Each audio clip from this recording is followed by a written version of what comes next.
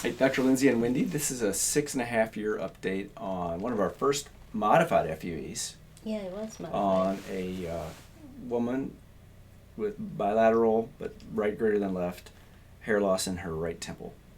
And here she is before. And then this is the end of the case.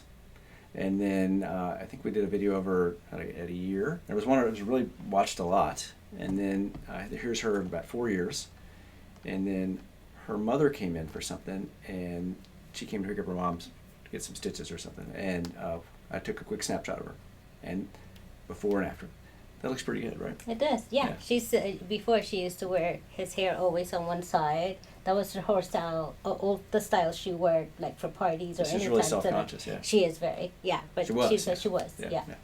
So, with men versus women, if you look at guys' hair and girls, this hair down here is usually kind of weak and frail, and so the trouble is some guys want to fix that. And I have a video going right. This hair back here is too thick, and you can't get it to lie or lay correctly in men. But because in a woman, because you don't let it grow. Right. But in a woman, even if it's a little thicker and it's not laying correctly, just with a little styling, you can get it to yeah. Well, it grows, and you can pull it back, yeah. and you can do different things. Yeah. So. So it's not that you can't do those. It's just that. Yeah, because some people think yeah. You can't get them to look right in a man. You can Yes. get it to look pretty good in a woman. Yes, yeah. And I think people will think like he can't do it. We can help you call.